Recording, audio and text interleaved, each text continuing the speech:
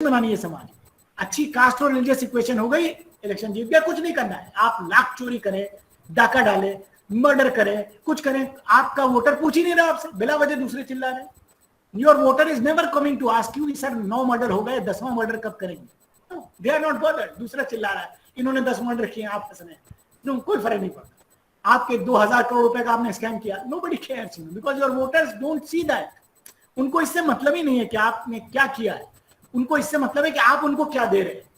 तो you are giving them the right emotional diet. बात समझ रहे? तो इन इश्यूज को एक बड़ा एक पॉलिटिकल साइंटिस्ट ने बड़ा अच्छा वर्ड यूज किया, that politicians give you empty signifiers. Empty signifier का मतलब होता है एक बलून जैसे होता है ना, गुब्बारा। गुब्बारा जो है, जो उसमें आप हवा भर देते हैं तो इतना बड़ा हो जाता है ना। तो हमको आपको पता है कि गुब्बारे की हकीकत क्या है, बलून की हकीकत ये है कि इतना बड़ा है ना, इतना बड़ा हो गया है, लग रहा है इतना बड़ा, लेकिन एक्चुअली वो छोटा सा, उसमें हवा भरी हुई है, अभी आप प्रिक कर देंगे हवा निकल जाएगी, इतना बड़ा हो जाएगा। तो वैसे ये इशू जो है वो आपके सामने बहुत बड़ा बना के पेश कर रहे हैं, एक्चुअली वो इतना बड़ा issue, they are putting in air in that, और उसको इतना बड़ा आपके सामने बना दिया जिससे देखने में वो बड़ा लग रहा है। इसको वो कहते हैं एम्प्टी सिग्निफायर। तो issues in our country are all empty signifiers, उसमें कोई असलियत नहीं है, सिर्फ हवा। आप उसको प्रिक कर दे हवा निकल जाएगी, लेकिन कौन प्रिक करेगा? कोई उसको प्रिक करने के लिए तैयार नहीं है। So that is the actual situation which is there in the country, and because of which problems persist. इसमें बहुत सी और चीजें, लेकिन मैं आगे नहीं बढ़ा, मैं ये रुक रहा हूँ, because I know it would have ignited a lot of minds. आपके बहुत से सवाल होंगे, तो it's better if we start discussing. तो एक एक करके आप. Sir, I have 2 questions. Lakshmi Shaha. जी मैम, please आप बोलिए. I want to talk about 2 things. The first one is very ridiculous actually. So I'm talking about my religion.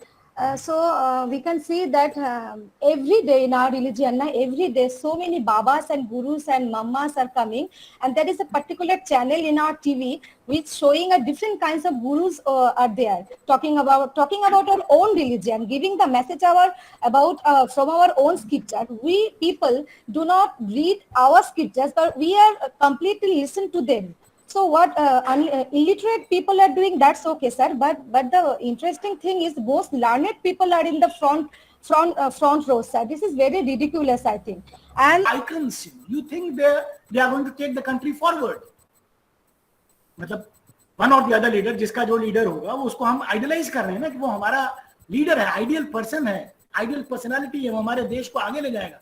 And actually they are what they are doing, you know, in the name of that, they are spoiling things everywhere. क्यों? क्योंकि वो जैसे बाबा आपकी rationality से बात नहीं कर रहा है, वो रिलीजन की बात कर रहा है. Religion is based on faith, faith is blind, faith is necessarily blind. Faith की खराबी है कि faith is necessarily blind.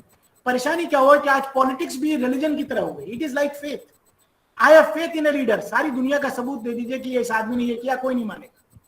The followers will say it is all fraud, it is all false, all the evidence is false, our leader is washed in milk, ये तो दूध का धुला हुआ है.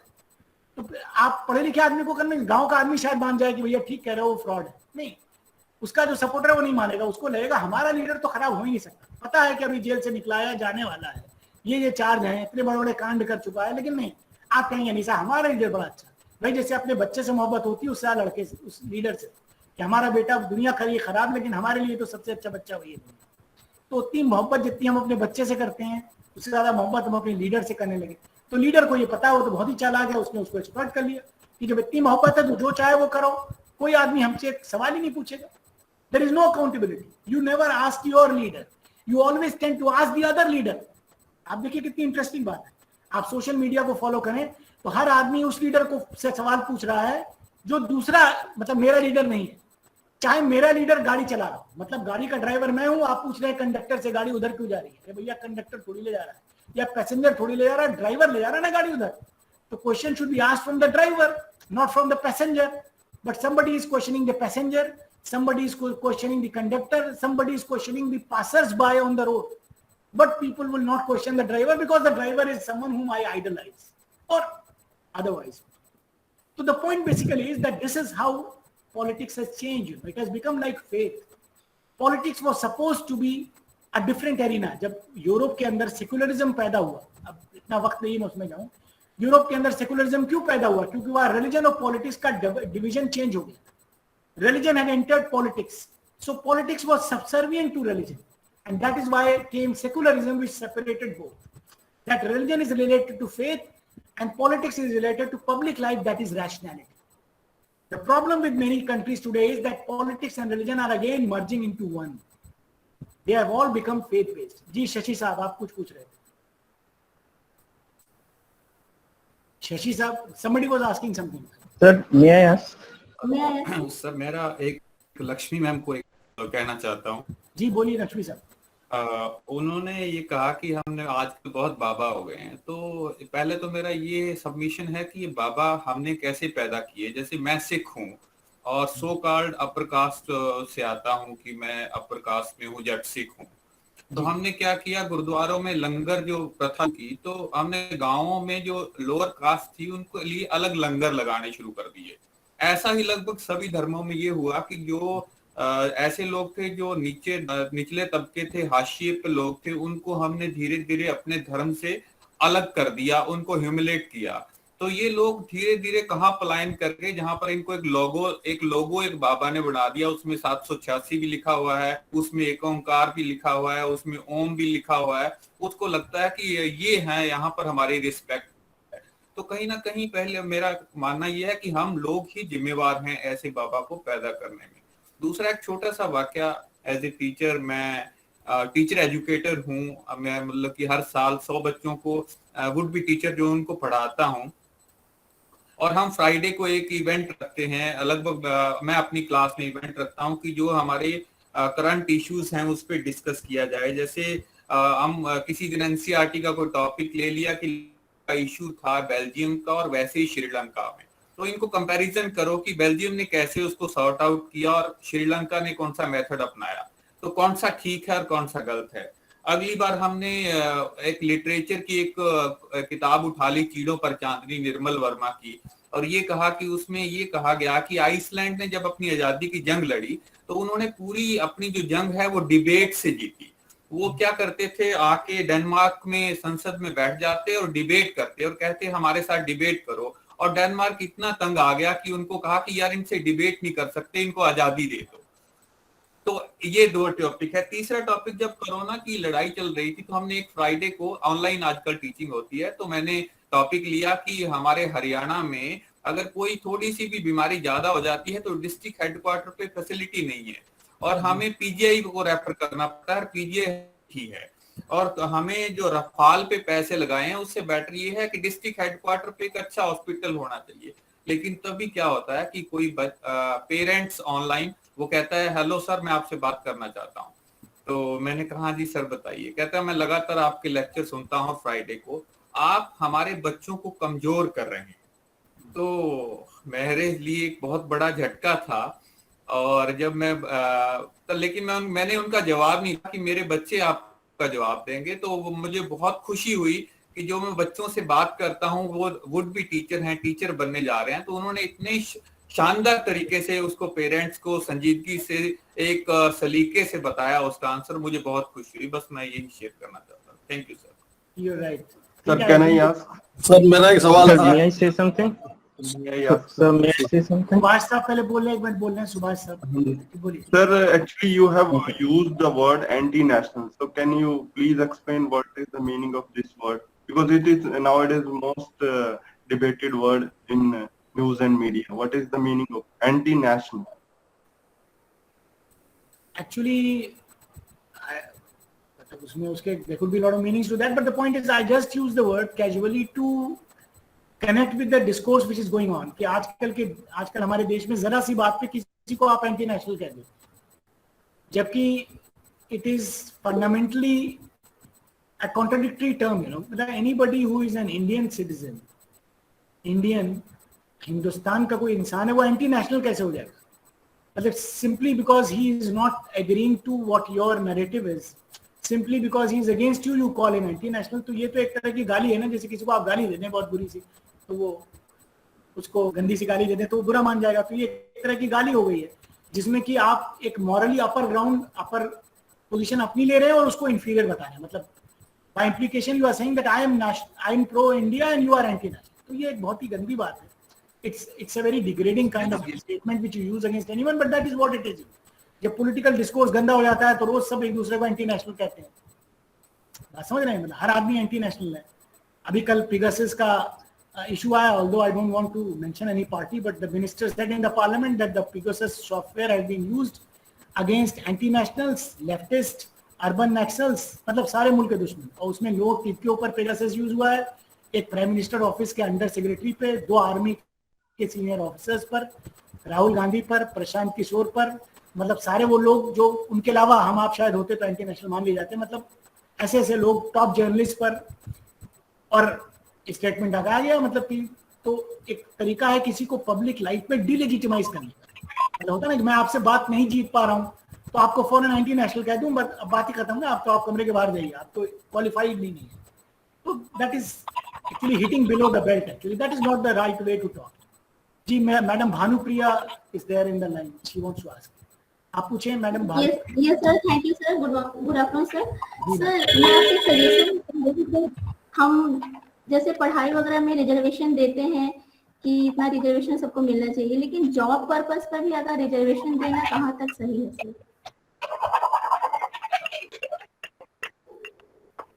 किसी कास्ट को पर्टिकुलरली। हाँ, I got your point. Actually देखिए ऐसा है कि it will be a long discussion.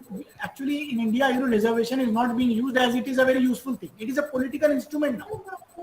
There is a competitive politics of reservation. एक कास्ट को देना है, दूसरी को देना है, उसको जरूरत के हिसाब से नहीं देना है, हमारी पॉलिटिकल फायदे के हिसाब से देना है। तो anybody who gets reservation is not getting because X deserves it or Y doesn't deserve it. It is a game of competitive reservation. आपने किसी को दिया, मैं आऊंगा, मैं किसी और को दे दूंगा। अगर आप फ्री छोड़ दें तो शायद 100% से ऊपर रिजर्वेशन हो जाएगा कुछ दिन में। तो वो उसकी तो स्पिरिट ही खत्म हो गई ना। इस रिजर्वेशन जो था एक पर्टिकुलर पीरियड के लिए एक टेम्पररी हेल्प थी कि साहब कोई बच्चा जरा वीक है तो टीचर ने कहा कि क्लास के बाद मैं थोड़ा तुमको बेटा पढ़ा दूंगी, तो थोड़ा तुम सही हो जाओगे, फिर एग्जाम सब बच्चे साथ दे देंगे। तो वो it was a prop, you know. But now what has happened that there is a political reservation which has come in the country and political parties are competing with each other that who can give more reservation to different people so that we secure our votes. तो सारी चीज vote politics पे चली गई, तो उसकी बात ही खत्म हो गई। जी सर, जी सर मैं से ना सर मेरा एक सवाल। सर मैं हाँ बोलिए जी सर। बोले सर। हाँ सर, मैं ये भी पूछ रहा था, जैसे आपने अभी कहा कि बताया कि लोग जो है जो रियल डेवलपमेंट इश्यूज हैं, रोटी कपड़ा मकान, उससे जो है मतलब डिफ्लेक्ट हो जाते हैं, पॉलिटिकल पार्टीज डिफ्लेक्ट कर देती हैं। लेकिन अगर हम यूपी का एग्जांपल लें तो यूपी में इस वक्त जो है राइटिस्ट गवर्नमेंट है। इससे पहले सर सोशलिस्ट गवर्नमेंट थी जिसने डेवलपमेंटल वर्क किए थे, जिसने जो रोटी कपड़ा मकान से रिलेटेड थे, और उनका बल्कि स्लोगन भी यही था जो इलेक्शन का था कि काम बोलता है। लेकिन फिर भी वो लोग मतलब कामयाब नहीं हो सके इलेक्शन के अंदर। तो क्या आपको नहीं लगता कि सर ये जो है मतलब जो मासेस हैं उनकी जो है चॉइसेस में चेंज आया है, वो जो है मतलब वो रोटी कपड़ा मकान से ज्यादा किसी दूसरी चीज को भी इम्पोर्टेंट समझने लगी है? नहीं, देखिए ऐसा है कि मतलब it's not good to talk about government A और B. The point basically is that work whatever the government does, मतलब एक गवर्नमेंट ने काम किया, दूसरी ने कम किया, that is incidental. In our politics at the moment work is unimportant. मतलब आपने कर दिया तो बहुत अच्छा, नहीं किया तो कोई फर्क नहीं पड़ता, because your constituency does not want vote. जैसे किसी बच्चे को आप ड्रग एडिक्ट बना दीजिए तो उसको दूध नहीं पीना, उसको ड्रग चाहिए ना, वो पागल हो रहा है बच्चा। उसको जब आप एक इंजेक्शन देंगे LSD का तब वो सही होगा। तो हम सब के दिमाग में ड्रग्स आ गई है, समझ रहे हैं? हम सब ड्रग एडिक्ट हो गए, तो हमको जब वो चीज मिलती है तभी हम रिस्पॉन्ड करते हैं, समझ रहे हैं आप? तो पॉलिटिकल पार्टीज ने हमको डिपेंडेंट बना दिया उस इंटॉक्सिकेंट का। We are into that game of intoxicants. तो जब वो हमको इंटॉक्सिकेंट दे देते हैं हम बड़े खुश हो जाते हैं, हम कुछ और बात कर रहे हैं, इश्यूज भूलकर हम उनके पीछे भागने लगते हैं। That's what they want. जैसे आपने बचपन में पढ़ा होगा ना, पाइपर ऑफ हैमलिन, कि वो बांसुरी बजाता गया और सारे चूहे उसके पीछे भागते गए। Exactly that is the situation. तो बांसुरी की इतनी सुरीली आवाज होती है कि आप सब भूल जाते हैं, रोटी कपड़ा मकान सब भूल जाते हैं, और फिर आप उसके पीछे भागने लगते हैं, जो भी लीडर आपका होता है। अब ये बात अलग है कि अनफॉर्चुनेटली आपके लीडर के पीछे कम चूहे आए, मेरे लीडर के पीछे ज्यादा आ गए, तो मेरा लीडर जीत गया। फिर आपने कहना शुरू किया ये बदमाश है और ये कास्टिस्ट है, कम्युनल है। एक्चुअली सब एक ही तरह है। The basic equation of politics is on caste and community. You see how political parties distribute, political parties decide anything. हर चीज इसी बेस पर होती है और एनालिसिस भी उसी बेस पे होती है। कि अभी मंत्रिमंडल बना तो किस कास्ट का कितना रिप्रेजेंटेशन है, किस कास्ट को क्या मिला, किस कास्ट को क्या मिलेगा, हर चीज उसी टर्म्स में होती है। हर पॉलिटिकल पार्टी इसी तरह से बात करती है। लेकिन वही मैंने आपसे कहा ना कि इस हम्माम में सब नंगे हैं क्योंकि सब मिले हुए, दे आर ऑल टुगेदर, जिसको पॉलिटिक्स में एक टर्म यूज होता है conspiracy of silence. Conspiracy of silence means that इस क्लास में हम सब ने कॉन्स्पिरेसी की, लेकिन एक ऐसी चीज पे की जिसके लिए हमें कोई मीटिंग नहीं करनी, ऑटोमेटिक हो गई। बात समझ रहे? Conspiracy of silence means it is something for which you don't need to meet. जैसे हम क्लास में यहाँ बैठे हैं, अगर फिजिकल क्लास होती और हम सब एक ही शहर के रहने वाले होते और शहर का एक बड़ा गुंडा आके मुझे गोली मार देता और पुलिस आती तो आप में से किसी ने उस गुंडे को नहीं देखा, कोई आपके आपस में बात नहीं हुई, लेकिन एक ऑटोमेटिकली आपका सर्वाइवल इंस्टिंक्ट ने बताया कि जब टीचर को ये गोली मार सकता है तो हमें भी मार देगा। सबने कह दिया, किसी ने कहा मेरा चश्मा नहीं था, किसी ने कहा मैं वॉशरूम गई थी, किसी ने कहा मेरी आंख बंद हो गई डर के मारे, मतलब किसी ने उसको नहीं देखा, जबकि सबने देखा। आपने कोई मीटिंग नहीं की, ऑटोमेटिकली आपका सबका बयान पुलिस को यही है कि किसी ने उसको नहीं देखा। This is conspiracy of silence. इसलिए सारे बड़े बड़े लीडर्स को कहीं मीटिंग करने की जरूरत नहीं, सबको पता है सर्वाइवल क्या है। They all know what the game is, so once they have entered this game, football की फील्ड में घुसे तो सबको पता है पैर से ही खेलना है, ये बैडमिंटन नहीं है। तो the moment you enter that field you know how to play that game, and if you don't know to play you are out. आप फुटबॉल की फील्ड में क्रिकेट खेलने लगेंगे तो बाहर निकाल दिए जाएंगे ना कि भैया बाहर जाओ, आपकी यहाँ कोई जरूरत नहीं। कई बार इंडिया में ऐसे लोग आए जिन्होंने बड़ी ज्यादा आदर्श की बात की तो वो आज गायब हो गए, वो पता नहीं कहाँ गए, नोबडी नोज देम। या वो आए आदर्श लेके फिर वैसे ही हो गए जैसे बाकी थे, क्योंकि उनको पता है कि this is how to survive in this field. So that you talk about ideals, but when you come in the game you become like others. That is how it is. जी सर, मैं एक चीज पूछना चाहता हूँ sir.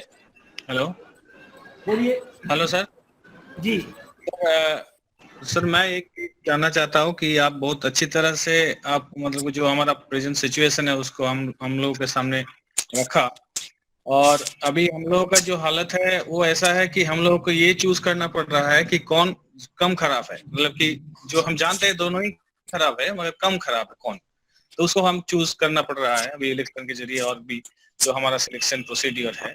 और हम ये देखते जा रहे हैं कि इंडिया जो है वो अभी मतलब सब मामले में पीछे जा रहा है। ये आप हंगर इंडेक्स देख लीजिए और भी इकोनॉमिक जो स्ट्रेंथ है, हम पीछे जा रहे हैं दिन के दिन। तो मेरा ये आपसे एक क्वेश्चन है कि what will be the way out from this, हम कैसे यहाँ से निकल सकते हैं, मतलब कि आई गॉट योर क्वेश्चन, मैं समझ गया आपका सवाल, मैं बताता हूँ। बहुत इंपॉर्टेंट सवाल आपने रेज किया है। देखिए एक्चुअली ऐसा है कि हम में से अक्सर ये लोग सोचते हैं, we quite often think that we have no choice, there are 5 criminals, we choose the lesser evil. And ये क्यों हम कह रहे हैं, आपने ये बात ये कही क्योंकि आपने अपने को सेटिस्फाई कर लिया। एक बड़ी अच्छी साइकोलॉजिकल फीलिंग होती है जब देश की सारी प्रॉब्लम्स के लिए आप किसी और को जिम्मेदार ठहरा दें और आप अपनी जिम्मेदारी कुछ नहीं, मतलब आप या मैं, हम सब जो पढ़े लिखे लोग हैं ना, हम बड़े आसानी से अपने को बचा लेते हैं यार देश की बुरी हालत because of these political parties and leaders, they are bad people, we are nice. Actually we are also equally bad. Why? You know, शहर में आप जिस शहर में भी रहते हैं नकली दूध बिक रहा है, हर दूध वाला नकली दूध दे रहा है, हम सब खरीद रहे हैं। लेकिन अगर आइडियली हाइपोथेटिकली स्पीकिंग कोई ऐसी सिचुएशन आए जब हम सब मिलकर शहर के लोग डिसाइड करें कल से दूध नहीं पिएंगे, हम दूध तभी पिएंगे जब प्योर दूध मिलेगा, बात समझ रहे हैं? हम दूध नहीं पिएंगे, दूध के बगैर मर तो नहीं जाएंगे ना। तो क्या होगा, कुछ दिन बाद कुछ लोग शहर में आएंगे जो सिर्फ प्योर दूध बेचेंगे, because there are no customers of adulterated milk in the city. Same is the case with political parties. We keep on patronizing them. That's why they are there. कल अगर इतना आसान नहीं है, मैं सिर्फ theoretical बात बता रहा हूँ, लेकिन theoretically speaking, if we or majority of us tomorrow decide that we are not going to patronize these tricksters, slowly and gradually they are going to vanish, and you are going to get a new breed of good people like you or others. Are you getting my point? क्योंकि हम patronise करते जा रहे हैं, वो survive कर रहे हैं, उनको तो भाई वो तो चाहिए नहीं ना, हमारे ना भाई। अगर वो आदमी जो गलत है, अगर वो उसको आप पेट्रोनाइज करेंगे, उसको बुरा लग रहा है कि ऐश कर रहा है, पूरे मुल्क को चला रहा है वो, या देश को चला रहा है, प्रदेश को चला रहा है, या आपकी पंचायत को चला रहा है। लेकिन अगर हम सब डिसाइड करें as a collective being that we will not patronise them, we will vote for none of them, and we are going to demand good leaders, eventually you will get good leaders. ऐसा मैं इसलिए नहीं कह रहा हूँ कि मैं Indian हूँ और मैं बड़े देश के बारे में बड़ा आइडियलिस्टिक हो रहा हूँ, ऐसा दुनिया में हुआ है। वेस्टर्न कंट्रीज का एक्सपीरियंस है कि दे decided that they will not patronize such kind of leaders, and eventually they got good leaders, relatively good leaders at least. तो प्रॉब्लम ये हमारी भी है कि हम उसको पेट्रोनाइज करते हैं, हम उस चीज को टॉलरेट करते हैं, इसलिए वो चीज होती है। अगर हम डिसाइड कर लेंगे तो वो चीज नहीं होगी, लेकिन वो हमें डिसाइड करने नहीं देंगे। हमको डिवाइड किए हुए मुस्तकिल कम्युनिटी, कास्ट, रीजन, लैंग्वेज के बेसिस पर, क्योंकि अगर हम यूनाइट हो गए तो that is not good for their survival, so they don't want you to be united. Anyway, sir एक बात तो नहीं वो हाथ उठाया हुआ है। masses are also responsible, sir, ना? तो masses People are हम also तो masses हैं ना। नहीं, I am talking about myself, so we are the masses. We are the masses. हाँ sir, general public is also responsible for giving opportunities to these people to exploit their insecurities. You are right. That's what I said. Sir, I have one observation. May I speak, sir? Hello. Hello. जी, एक minute. Madam कौन बोल रही है? Sir good morning, good afternoon sir, मैं सीमा मोदी बोल रही थी। जी बोलिए मैडम सीमा। मैं उसी पे कुछ ऐड ऑन करना चाहती थी। जी बोलिए मैडम, आवाज जरा धीरे आपकी। सर मैं आपकी बात से पूरी तरह से एग्री हूँ कि जनरल मासी इसकी रिस्पॉन्सिबल होते हैं। अब सर आपने जो एग्जांपल दिया उसमें तो फिर भी आप ये कह रहे थे कि पूरी सोसाइटी ही इस चीज़ को कसम खा ले कि हमने नकली दूध बेचने वालों से खरीदना नहीं है, लेकिन अगर जो इंडिविजुअल रिस्पॉन्सिबिलिटी है सर वो भी इंडिविजुअल पूरी नहीं करते। फॉर एग्जांपल सर आज के टाइम में कोरोना है और ये कहा हुआ है कि मास्क लगाइए, सोशल डिस्टेंसिंग, सर वो कहीं देखने को ही नहीं मिलती, तो ये तो सिंगल की रिस्पॉन्सिबिलिटी है, वो भी हम पूरी नहीं करते हैं, तो सर वो तो हमारे पास भी गलत हुआ। बिल्कुल सही, you are right, absolutely right, आप सही बात कह रही है कि अपनी इंडिविजुअल, वही मैं कह रहा हूँ कि इंडिविजुअल रिस्पॉन्सिबिलिटी हमें भी लेनी है, because if something is wrong in the country we are all collectively responsible. थोड़ा सिर्फ ये होता है कि हम जब छोटी जगह पर हैं तो हमारी रिस्पॉन्सिबिलिटी थोड़ी limited as compare to someone who is at a higher position. Anyway next. Sir Pavitra Mandal, may I? आप लोग अपने हाथ उठाएं, देखिए यहाँ क्यों मैं देख रहा हूँ। मैडम मधुमिता विश्वास पूछें आप। Hello, sir. Am I audible? Yes, you are audible. Fine. Thank you, sir, for this really engaging session. आपने कुछ वक्त पहले ये कहा कि क्योंकि हमारे देश के लोग, हम लोग नॉर्मली क्या सोचते हैं कि कहाँ से क्या मिल रहा है, कहीं अगर ज्यादा मिल रहा है तो हम उस तरफ चले जाते हैं। तो I think that is very true, क्योंकि ज्यादातर जगह में मैंने ये देखा है। Actually I teach at an institution which is in a remote area called Jhargram in West Bengal. So मैंने क्या देखा है कि वहाँ पे भी लोगों को मैंने देखा है ये देखते हुए, मतलब ये ऐसे जज करते हुए कि अगर ये लोग हमें 5 किलो चावल दे रहे हैं और वहाँ पे अगर 10 किलो चावल मिल रहा है तो we will automatically go for whoever's giving us 10 kilos of rice। ये एक बात है। और दूसरी बात ये है कि हमारे कॉलेज ने काइंड ऑफ एक विलेज को अडॉप्ट किया है, मतलब हमारे कॉलेज के पास ही एक हम लोग लोधा शॉबोर कम्युनिटी बोलते हैं, गांव है। तो वहां पे हम लोग जाते हैं और हमने जो देखा है वो है कि काफी वक्त ऐसा भी होता है कि गवर्नमेंट कुछ करने की कोशिश कर रही है, दोनों गवर्नमेंट, सेंट्रल स्टेट जो भी, उनके लिए घर बनवा रहे हैं या इलेक्ट्रिसिटी दे रहे हैं, बाकी काफी कुछ अमेनिटीज दे रहे हैं, but they do not really use it as well. Like ऐसा होता है कि गवर्नमेंट से बनवा दिया है, मतलब घर वगैरह, they have made houses for them, वहां से ईंट वगैरह निकाल के they are selling them off in order to buy what we called hadiya. It's a kind of a local liquor made of चावल छड़ा के बनता है। Also और एक चीज जो मैंने अपने कॉलेज में देखा है, there are these girl children के लिए stipends या scholarships काफी होते हैं। तो what we see is that is like 15,000 20,000 rupees they get once they turn 18. But what हम लोगों को कभी नहीं मिला ये सब, जब हमारे जमाने में हम लोग जब स्टूडेंट्स थे। But what happens is I have noticed कि ये लोग ना क्या करते हैं, उनके घर वाले भी आके बोलते हैं कि हमने तो बेटी से कह दिया है कि जैसे ही पैसे मिल जाए तो अपने लिए कान के झुमके बना लो या सोने के, ताकि वो शादी में दिखा सके। So when they don't have a phone or a smartphone and we ask them कि online class क्यों नहीं कर पा रहे हो, where is the money that you have received as stipend? तो then what we hear is वो directly सोने की दुकान में चला गया है, क्योंकि शादी में वो झुमके दिखा के दे विल शो देयर ससुराल वालों को कि देखो हम लोग सोने के गहने दे रहे हैं। So this is also like very problematic. यही बस शेयर करना था। बिल्कुल सही कह रही हैं आप कि that is the other side of the picture also, that is what is there. Actually देखिए ऐसा ना कि एक और चीज इंपॉर्टेंट है एज अ नेशन, इसको कहते हैं कि cultivation of a national identity. अभी हम इन इंडिया में अभी हम 60-70 साल हुए हमारे, तो we are still in the process of nation building. तो स्लोगन्स कोई कुछ भी देता रहा, एक्चुअली नेशन बिल्डिंग प्रॉपर्ली हुई नहीं है। तो उसका नतीजा क्या होता है कि हमारी आइडेंटिटी प्रायोरिटाइजेशन जो बड़ा मिसप्लेस्ड, जैसे होता है हर आदमी की कई आइडेंटिटीज हैं, जैसे आपकी आइडेंटिटी है एक फीमेल है, मेरी मेल है, आपकी किसी रिलीजन की होगी, मेरी कोई रिलीजन है, आपका कोई कास्ट है, रीजन है, मेरा कास्ट, रीजन, लैंग्वेज है, और हम इंडियंस भी हैं। लेकिन हमारा मसला क्या है कि एज ए नेशन जब आपकी आइडेंटिटी प्रायोरिटाइजेशन ये होता है कि सारी आइडेंटिटीज के सबसे ऊपर नेशनल आइडेंटिटी होनी चाहिए। That should be your primary identity in the real sense. हमारे यहाँ स्लोगन में तो सबकी है, लेकिन अगर किसी इंसान से आप पूछिए ऐसे ही ऑफ हैंड, किसी से पूछिए कि आप कौन है, तो वो बताएगा, या तो कहेगा अपनी कास्ट के बारे में मैं ब्राह्मण हूँ, या वो कहेगा मैं बंगाली हूँ, या वो कहेगा कि मैं मुसलमान हूँ, मतलब कुछ ना कुछ कहेगा। कोई उसमें से कहेगा नहीं कि मैं इंडियन हूँ, क्योंकि वो नहीं है इंडियन एक्चुअली। प्राइमरीली उसकी इंडियन आइडेंटिटी इंसिडेंटल है, अभी वो उस पॉइंट पे नहीं पहुंचा है कि उसकी इंडियन आइडेंटिटी प्राइमरी हो। बात समझ रही?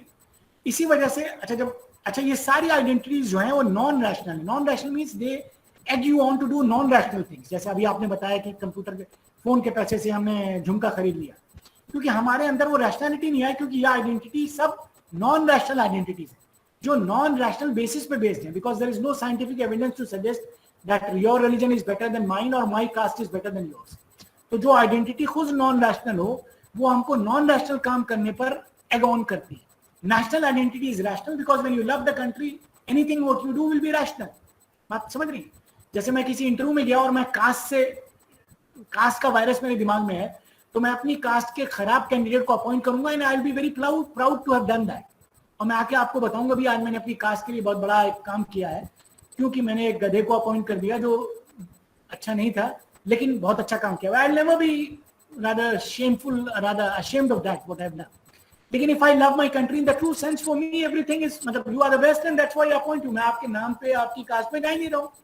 जैसा यूजुअली एडवांस कंट्री जो सो कॉल्ड डेवलप कंट्रीज है वहाँ होता है कि क्योंकि उसकी नेशनल आइडेंटिटी इतनी ज्यादा प्राइमरी है कि वहाँ के दूध वाले को आप बताएं भी कि दूध में पानी मिलाओगे डबल हो जाएगा, उसकी समझ ही में नहीं आएगा।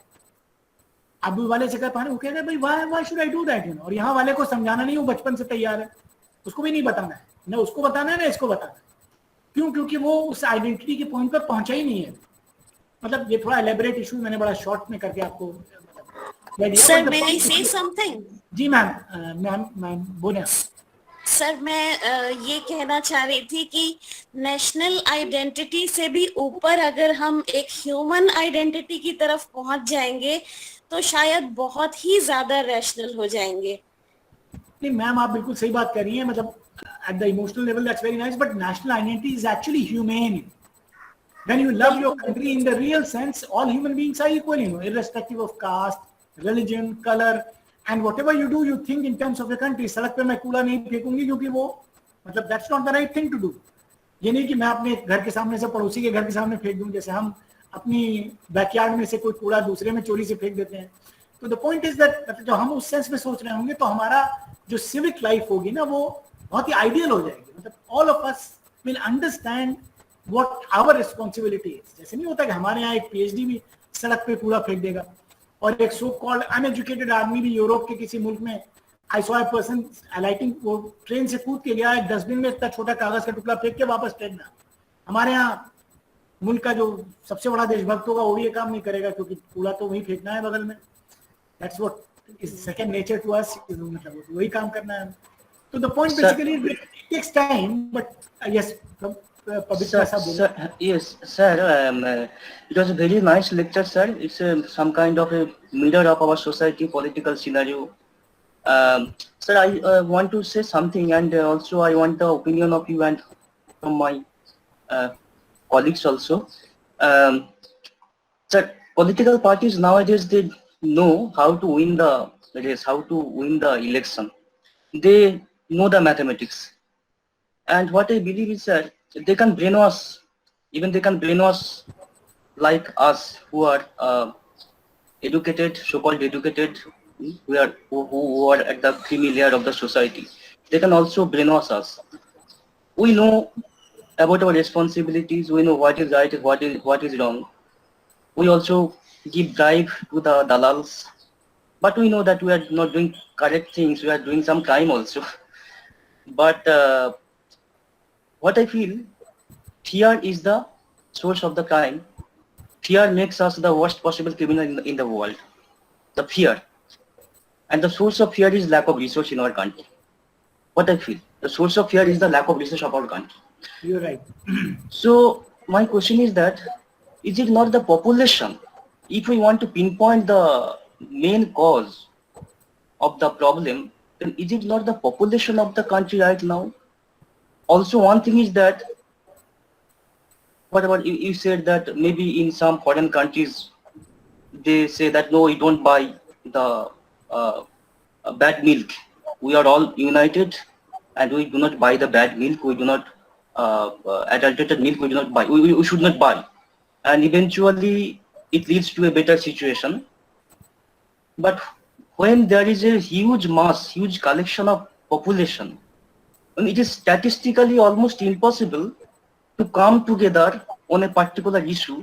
I mean, it is not statistically possible. There is a huge mass. I agree. If there is less number of population, then it is possible to come together and to be to come to a point and agree with each other. So what I feel is that the population is the source of all problem, maybe the major source of the problem in our country right now. So I want your opinion regarding that. That's it. Thank you. Yes, actually it's a long. I'll give you a very short answer because we don't have that much of time. देखिए ऐसा है. Actually, these formulations, if I give this kind of a formulation, it is something very convenient for political parties also. They are in search of such formulations. बात समझ रहे हैं? आजकल भी हमारे देश में एक डिस्कशन शुरू हो गया है. Some state governments are talking about population and population control because they always want to distract your attention from real issues. Even if you talk about numbers, India has the largest percentage of people in productive age. China followed a very strict regimen of one-child policy, and today 70% of people in China are beyond the productive age. मतलब population age कर रही है China में, और अब China incentive दे रहा है ज्यादा बच्चों के लिए. कल तक बच्चों को ऊपर आपको सजा मिल रही थी, आज इंसेंटिव दे रहे हैं, लेकिन वो ये जो इंसान का बिहेवियर है इन टर्म्स ऑफ डेमोग्राफी एक दिन में थोड़ी चेंज हो जाता है. कल से कह रहे हैं साहब बच्चे होने चाहिए, कल से नहीं होने चाहिए. वो तो एक कल्चर है, एक कल्चर वहां बन गया. It will take time for that culture to change. For example in Europe, almost all European countries are registering negative population growth. India is demographically one of the most ideally placed countries in the world. Our population growth is perfect at the moment. There is no need of intervention at the point. But some people raised that issue, and it was a very nice thing for politicians because they again want to put the onus on you. आप देखिए कितना interesting game है. मेरी कोई गलती नहीं है. अगर मेरा लेक्चर आपकी समझ में नहीं आ रहा तो आप लोगों को कुछ नहीं आता. And I am speaking in French which none of you know. मेरा लेक्चर फ्रेंच में है, आप में से किसी को फ्रेंच आती नहीं तो समझ में कैसे आएगा. लेकिन अगर नहीं आ रहा तो किसी और हेडेक. मैं क्या करूं भाई, मैं तो बहुत बड़ा स्कॉलर हूं. तो यहाँ देखिए उन्होंने सब आप पे ओनस डाल दिया. एक स्टेट ने दूसरे को भी मौका मिल गया. कई लोग बात करने लगे अब पॉपुलेशन पॉलिसी बन रही है, ये बन रही है. क्यों? आपका अटेंशन उधर हो गया ना. Now what happens? It is the responsibility on you. Those of you who will comply will be rewarded. Those who don't comply, and the people who are making that policy are all having 5, 6, 7 brothers and sisters. मतलब कितनी paradoxical situation. मतलब बात समझ रहे हैं. मतलब मैं अगर कहूँ कि शहर में सब चीज अच्छी होनी चाहिए तो charity begins at home. But no political leader will say that the same qualification should apply for all offices in the country, from prime minister to down. Why only at the lower level? भाई मुल्क में अगर मैं कह रहा हूँ hypothetically speaking, population should be controlled. अगर assume कर लें हम कि population is an issue, it should be controlled. So every citizen of the country should be coming under the purview of that. है कि नहीं? ये थोड़ी है कि जो लोग MP का इलेक्शन लड़ेंगे वो उससे एग्जेम्प्ट हैं, जो MLA का इलेक्शन लड़ेंगे उससे एग्जेम्प्ट हैं, नीचे वालों पे वो चीज एप्लीकेबल होगी. भाई ये कोई लॉजिक हुई इसकी? That means it is totally political. They want to put you under some kind of pressure now that अब ये population वाला खेल खेलेंगे कुछ दिन, उसको उसमें आपको ट्रैप रखेंगे, आप उसमें परेशान होते रहिए. Tomorrow they will create some other game. So these are like small games which are there in an exhibition where you go with your kids and get involved in one game or the other, and they are busy doing their work. They don't want attention to come on them. उनकी बात पे बात नहीं होनी चाहिए. आप उनसे कोई सवाल नहीं पूछेंगे. आपको फौरन कोई दूसरा टॉय पकड़ा देने से, बच्चा आपको परेशान करता है, आप उसको फोन दे देते हैं, बेटा स्मार्टफोन से खेलो, डिस्टर्ब मत करो, मैं पढ़ रहा हूँ. तो बच्चे को आपने टाल दिया. तो वही चीज यहाँ पर है. They will give you one झुनझुना और the other toys to play with, and we all will be involved in that. अच्छा इसमें क्या है, इसकी क्या मेरिट है, ये क्या चीज है, हम लोग उसमें ही बिजी हो जाएंगे. And that's what they want, to distract your attention from the real issues. Don't come on us, don't ask us questions. what you did in the last so many years, don't ask us this, because that is a very inconvenient question. And start asking it in collectivity, we will delegitimize you. हम आपको कोई नाम दे देंगे, आप फना है, जिससे कि आप अंडर प्रेशर हो जाए, बाकी लोग डर जाएं, एक आध को हम जेल में बंद कर देंगे, जिससे कोई हमसे कोई सवाल नहीं पूछे. तो that is the way, you know, the political class knows it, you know, they have the power and they have the resources, they can do that. अच्छा, लोगों की सबसे बड़ी वीकनेस है डिसयूनिटी. आपको जैसे ही उन्होंने बांट दिया, आप दूर हो गए, वो यूनिटी नहीं आ पाई. जो भी सर ने एक सवाल पूछा ना, सारे लोग एक नहीं हो सकते, सारे लोगों को एक नहीं होना है, क्रिटिकल मास बनना है. आपको याद होगा एक जमाने में 2012-13 में इंडिया में एक करप्शन मूवमेंट चला था, एंटी करप्शन, दिल्ली में. वो एक वो ना, मैं कई लोगों ने मिलकर वो मूवमेंट चलाया था, अन्ना हजारे. तो देखिए कितनी एक पॉजिटिव एनर्जी आई थी, कितनी पॉजिटिव एनर्जी आई थी. Lot of youths, youngsters, you know, people even left their office, took leave and went there, because सब लोगों को लग रहा था, यंगस्टर्स, जो एस्पिरेशनल यंगस्टर होता है उसको लगता है ना हमारे देश में भी अच्छा होना चाहिए, हर आदमी चाहता है. लेकिन पॉलिटिशियंस इतने चालाक हैं, उन्होंने उसको कितनी आसानी से उसको स्कटल करके they took it some other way, and now all those people who were there, you know, have been amply rewarded. तो जो लोग करप्शन मूवमेंट चला रहे थे, उनको जरूरत से ज्यादा पेमेंट हो गया, सब सेटिस्फाई हो गए.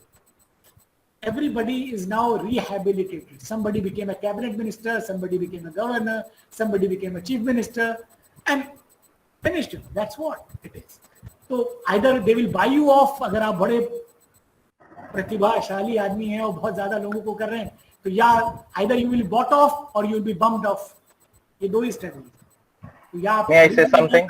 Sir, may I have the last question? Yes, please. Yes, please. What should be the, sir, I am Charni Dasgupta. Sir, what should be the role of civil society in this present scenario? Because civil society are also politicized. नहीं, मैं सवाल फिर से बोले, सुना नहीं मैंने. What should be the role of civil society in this present scenario? Actually, ma'am, I was hinting at that. Maybe we could explain that extensively, that civil society has a very important role because we are the main stakeholders in the game. हम ही सब कुछ है ना. Civil society is the main thing. So unless the civil society draws the lines for these people, they will keep on playing the way they are doing it. So it is the civil society which puts restraints on political actors. That is what democracy is. Constitution क्यों आपको मिला? जो हमने constitutional values की बात की. Constitution creates a balance between power, political power and citizens. समझ में, वो बैलेंस एक तराजू है. अगर citizens का की एक्टिविटी, उनका एक्टिविज्म कम हुआ तो पॉलिटिकल पावर बढ़ जाएगा बहुत. समझ में, अगर तराजू ऐसे हो गया या ऐसे हो गया, इम्बैलेंस हो गया. तो अगर हम लोगों को बहुत फ्रीडम मिल गई तो हम उसका मिसयूज करके मुल्क में मेहम मचा देंगे. अगर पॉलिटिकल क्लास के पास बड़ा पावर हो गया तो वो हमको कंस्ट्रेन करके हमको रहने नहीं देगा. तो उसका एक बैलेंस चाहिए. And that is what the constitutional scheme is all about, to create that balance. And that balance is very important. Countries which are functioning effectively today have that balance, where citizens are there to draw the lines, you know, where this judiciary will start, where it will end, where the government will start, where it will end, where the legislature will start, where it will end. We have to draw the limits. But today what is happening, that we have been pushed aside, you know, and they are drawing the limits or extending the limits on their own, you know. So these institutions have become so very big that they are telling the citizens what to do. हम तो sentinel है ना, हमको ही वो draw करना था. लेकिन citizenry जब एक्टिव नहीं होगी, सोमलोम मतलब इसको कहते हैं ना, इंसोमनिया में चली जाएगी, इंटॉक्सिकेटेड होगी, तो वो कुछ कर ही नहीं पाएगी. वही पॉलिटिकल क्लास चाहता है कि आप सो जाएं, चुप हो जाएं, इंटॉक्सिकेटेड हो जाएं, मार्जिन पे चले जाएं. Let us play the game. They want to be the main actors and that's what they are today. Citizens are on the fringes. Citizens have to reclaim that space. Unless we as a collective group, you know, of civil society reclaim that place and establish that we are the main people, you know. We the people of India. That's how the constitution says, you know. We the government की बात नहीं हो रही. We the people of India. Everything is for the people of the India. They are the main stakeholders. तो जहाँ भी democracy अच्छी चल रही, वहाँ पर लोग ही सब कुछ है. बात समझ रहे हैं?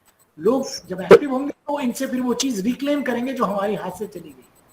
अब let's hope that it happens, but my purpose was just to agitate your minds and make you think on this, because that is a very important issue for all of us, and we being academics, you know, in whatever field of activity discipline we are, so we need to think about this, because this is something which is not optional, you know. It's essential for all of us as citizens.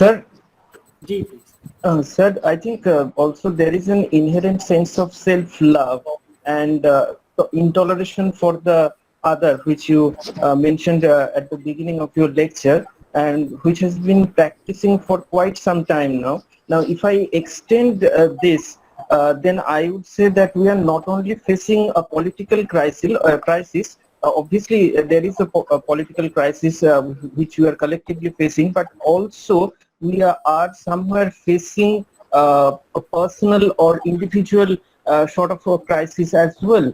Because if I extend it to the pandemic time, when everywhere there is a physical distancing is being monitored, and we tend to view every other person as the suspicious corona affected person, and we need to get distanced. We need to and also this is something which is imperative in the current pandemic situation, because with social distancing we have to maintain, and we need to maintain distance from others. So this is also we are probably helpless also about the whole situation, and it's not only about population but also about our personal individual sort of fears or phobias, if I talk about the present scenario and the current problem which you are facing. So that's what I wanted to say.